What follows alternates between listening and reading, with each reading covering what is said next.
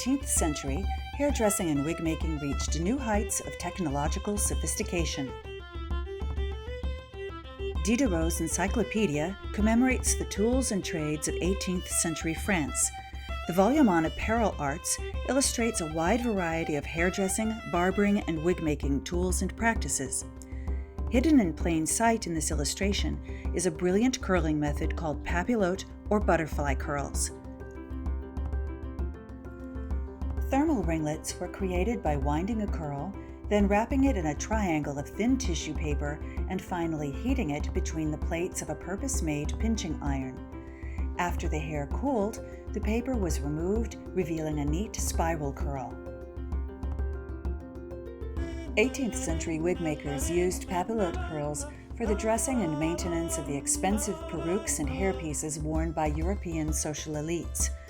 When wigs declined in popularity, hairdressers and barbers transferred the technique to their patrons' natural hair, since they still desired the neat, tight spiral curl provided by the papillote method. Papillote curls remained popular well into the 19th century. To recreate papillote curls today, you will need triangles of tissue paper and an electric flat iron.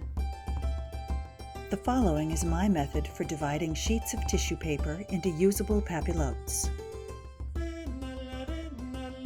Take a single sheet of tissue paper and fold it into thirds.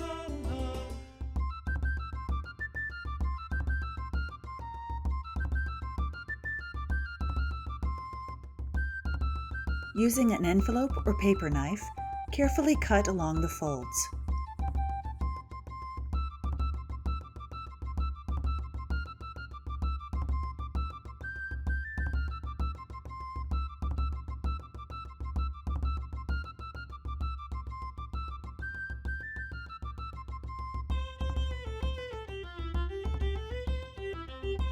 Cut the resulting strips of tissue paper into triangles by folding them corner to side, then cutting along the folds.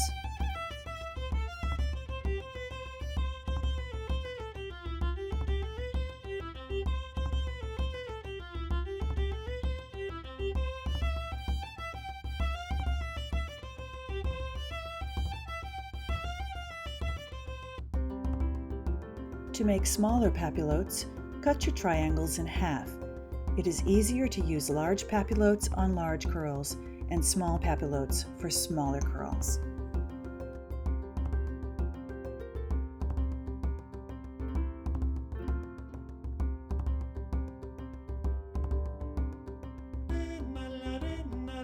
Let's now begin.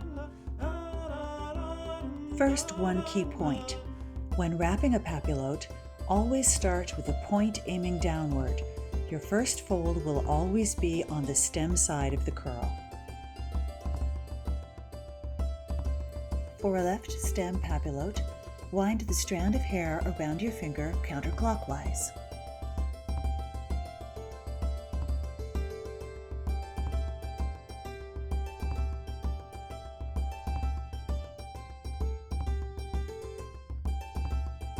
Put the papillote paper under the curl with the point aiming down. Carefully fold the paper across the stem while holding the curl in place.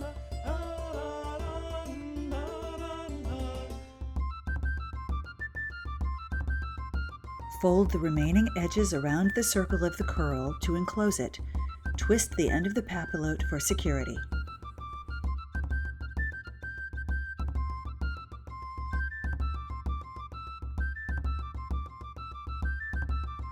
With a preheated flat iron, pinch the papillote curl until it is heated through.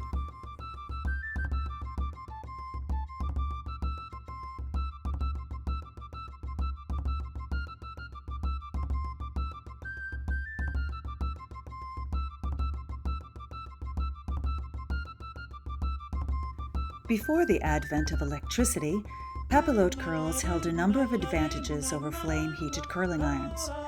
The papers cushioned the hair from direct, unregulated heat. This protected against scorching and discoloration, especially on white hair. Papillotes kept the curls of inactive wigs tight and dust-free.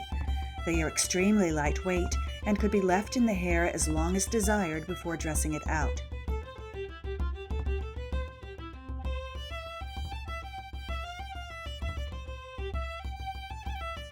Since the hair is both heated and cooled in the papillote wrapper, the curls are tighter and better lasting than curling iron curls. This is particularly noticeable on fine, limp hair.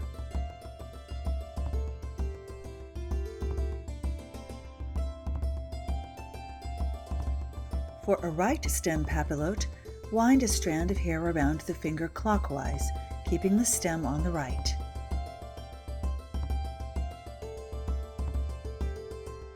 Put the papillote paper under the curl with the point aiming down. Carefully fold the paper across the stem while holding the curl in place.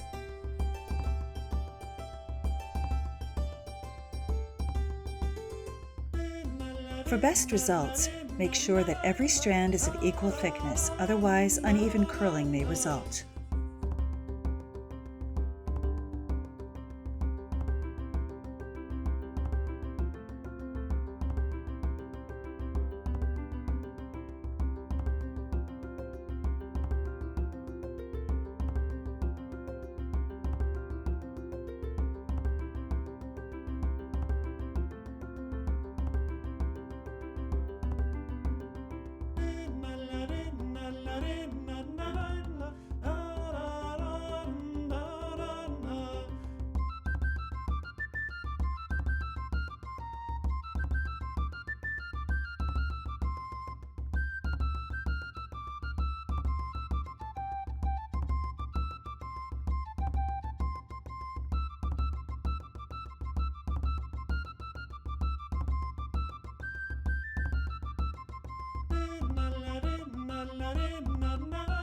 Here is the finished set.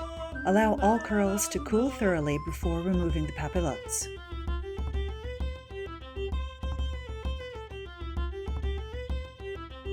Remove the papillotes by pulling their twisted tails.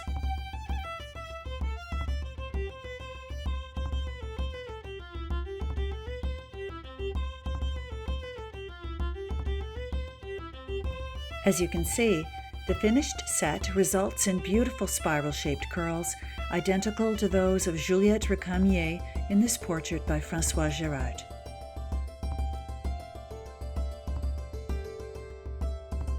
If the ringlets are broken up, they resemble the frizzed styles of the late 18th century, as depicted in this portrait of the Comtesse de Polastron by Alexander Kucharski.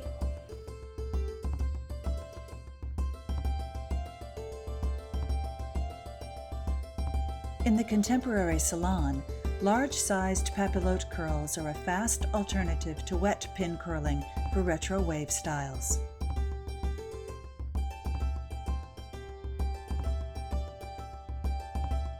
In its time, papillote technique was quite innovative because prior to the 18th century, paper was relatively thick, difficult to fold, and very expensive. As industrial practices improved, much thinner papers were offered at reasonable prices, making papillote curling viable.